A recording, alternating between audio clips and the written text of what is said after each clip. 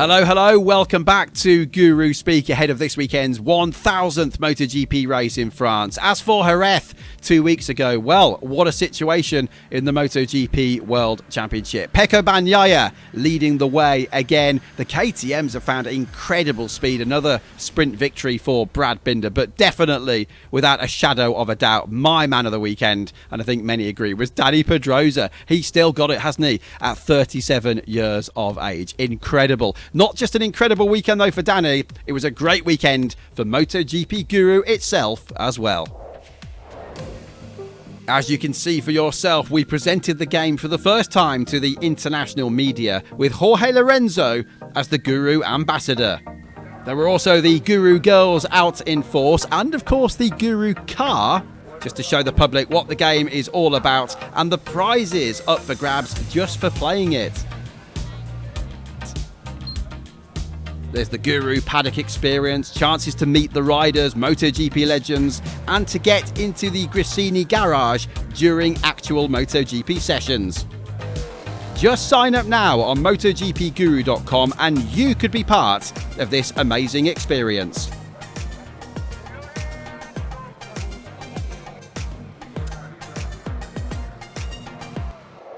So Jerez very much in the past now, because it's now time to move on this weekend to one of the most historic Grand Prix of all time. It's Grand Prix 1000, the French Grand Prix at Le Mans, right in the middle of France there, and a man who will be there himself is the one and only head guru, Nick Harris. Now, Nick, never mind Grand Prix 1000, you were at Grand Prix 139, I believe, in 1965?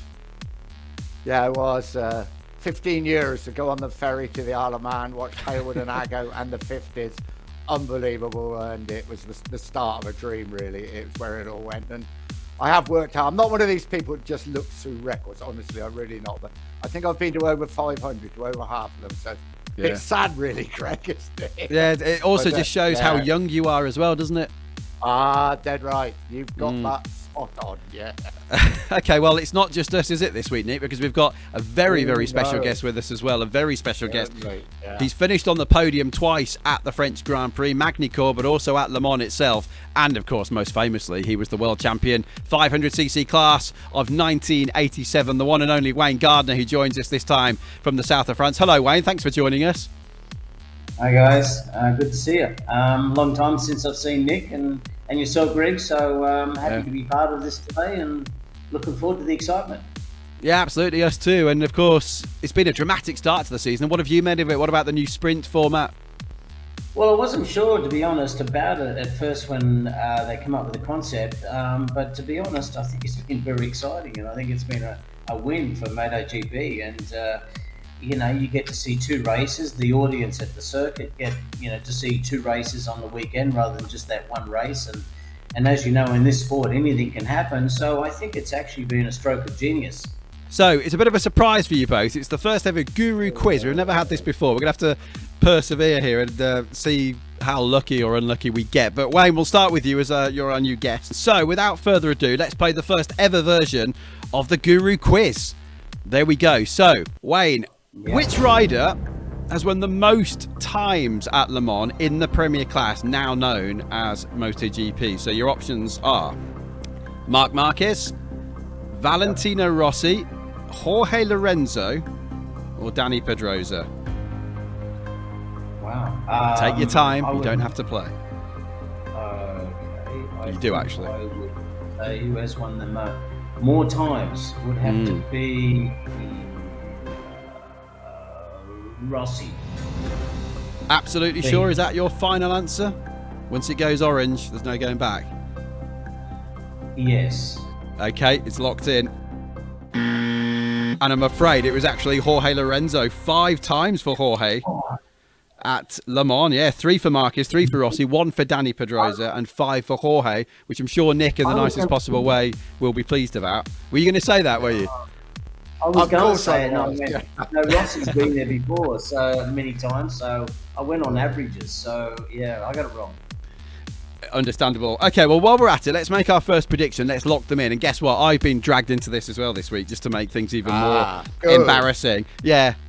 So a pole man from qualifying on Saturday. Nick, we'll start with you as Wayne's just answered the question. Who have you gone for pole? Pretty much down the middle here. Jorge Martin, he's a great qualifier, and I can see him being in pole at Le Mans. Okay, Martin for Nick. Wayne, what do you reckon? Are you going to agree with Mr. Harris? No, I won't. I think I know. Martin rides a Ducati. Yes, the bike's very capable and could do it. I think Jack on the KTM. The reason is I think that those new bikes get off the corners so well. They've got a lot of rear grip, and that's a very stop-start circuit. So I think I think Jack is, and Jack's wanting to go out and prove himself at the moment, and that he's a winner. And I think he's really hungry. Right, okay, well, we've absolutely all gone for three different things, because I've been a bit boring and gone for Bagnaia there, who leads the championship by 22 points. So you and Jack Appleyard, that's all you do. God, we wouldn't want a night out with you, lads, would we? Oh, you've had a few with me in the past, haven't you? Okay, let's move on for the first question for Nick Harris in the Guru quiz. How many countries have hosted at least one Grand Prix? Nice, easy one for you there, Harris. So, 24, 29, 31, or 20? 31. Are you absolutely confident? No, but I want to be a millionaire like Wayne. But I think Nick should know because he's been to them all. That's true. Yeah, that's probably true. Well, he's obviously been drinking a lot over the years because he's got it wrong and thrown an extra 2 in. It's 29 apparently, I'm afraid. You have failed miserably, Harris. You have failed miserably. Yeah, so you're equal actually now. You've both got one wrong. Okay, let's predict our winner for the... Nil points. Nil points, a bit like the Eurovision coming up. Sprint winners. Let's predict a sprint winner. We'll start with you this time, Wayne. Obviously a much shorter race on the Saturday. What do you reckon? The sprint race, I'll go with Binder. Ah, okay. Binder. Another KTM, purely because I think that type of circuit's going to suit the bike. You're enjoying this KTM. You've been impressed, haven't you, by these KTMs?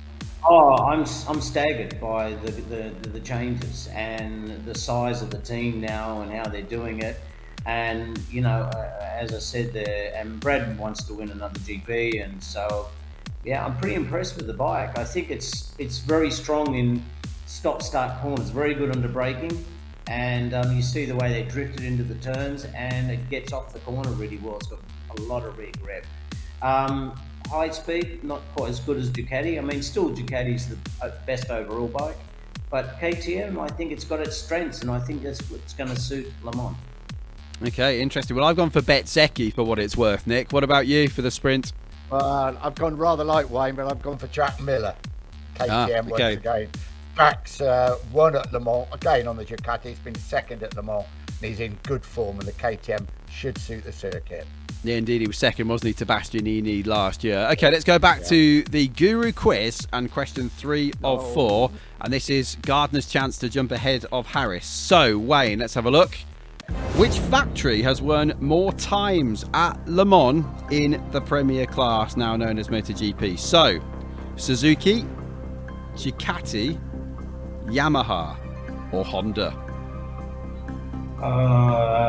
C, Yamaha.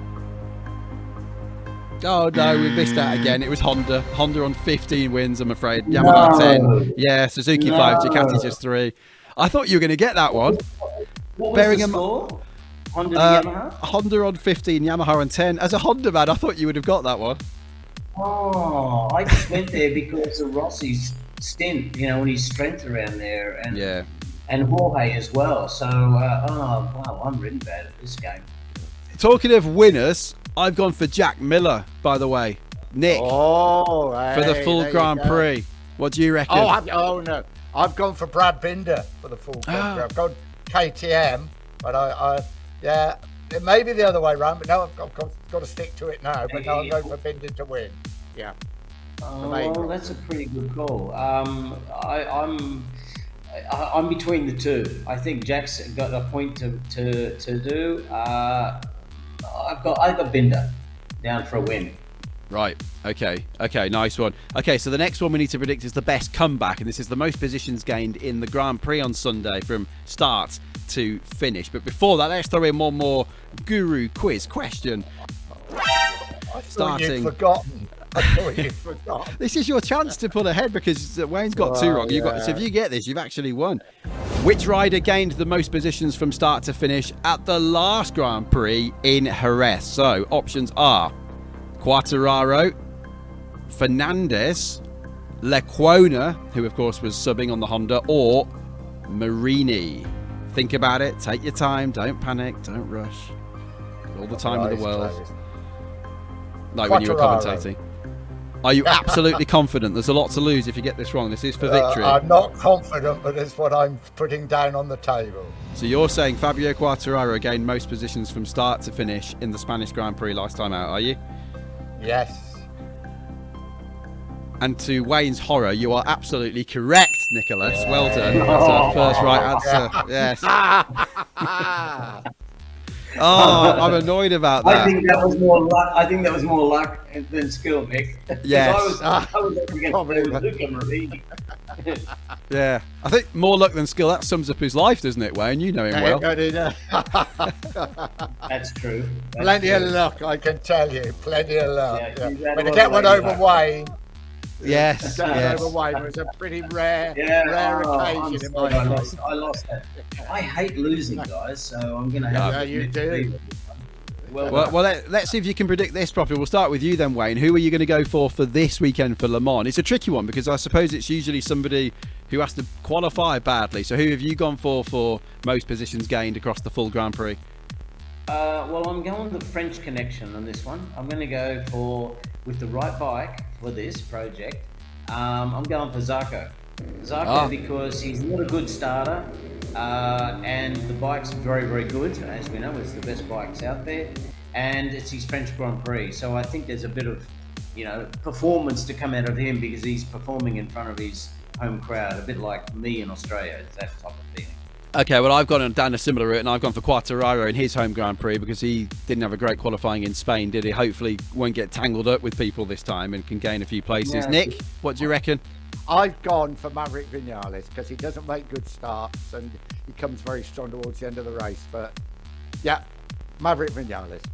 So just off the top of my head, I don't think there's a single prediction we've just made when we've all said the same thing, is there? I think we've all gone for different things each time. It's very, very difficult because there's so much action happening. And I've been amazed. MotoGP is hugely entertaining at the moment, and I can't miss it. So it's great to be part of the scene now and being involved in this. So I'm loving it, and thank you for the opportunity, guys. Yeah, thank you, Wayne. The same to you, and the same to you as well, Nick. But you're actually going to be at the race, aren't you, this weekend, travelling over to Le Mans, I believe? Yeah, it's hard to go back when you haven't been involved for a fair time, but I thought it was appropriate to go back for the 1000th Grand Prix. Especially as I said, I've been to over 500, and it would be really special. I'm really looking forward to it. Thanks for joining us, Wayne. Nick, as always, of course, our head guru. And Wayne, welcome to the show, the 1987 500cc World Champion. Don't forget as well, just for signing up on MotoGPGuru.com, there's all sorts of prizes available. The opportunity to win a Gresini liveried Alex Marquez-esque Ducati Panigale V4S, and also a wide range of merchandise, official team merchandise from all down the pit lane in MotoGP. But just before we sign off, let's remind ourselves of what we've all gone for this weekend's 1000th Grand Prix. So welcome again to Wayne, and he goes for Jack Miller for the pole. He's really impressed by those KTMs, isn't he? He goes for Binder double, sprint and Grand Prix, and reckons Johan Zarco will be the comeback king of most positions gained. As for Nick, he's gone for Martin for the pole, Miller for the sprint, Binder for the main Grand Prix. So we do have a repetition there. They've said the same thing for the main Grand Prix, and Vinales for most positions gained. As for me, well, who knows what chance I've got, to be honest. Bagnaia, I'm going to say, for pole. Bezzecchi for the sprint. I reckon Miller could win the main Grand Prix. And let's see if Quartararo can keep it on the island to gain some positions in that main Grand Prix. Best of luck to all of you. Can you beat the Gurus? And next time, of course, we'll be back with the Grand Prix of Italy from the beautiful Mugello.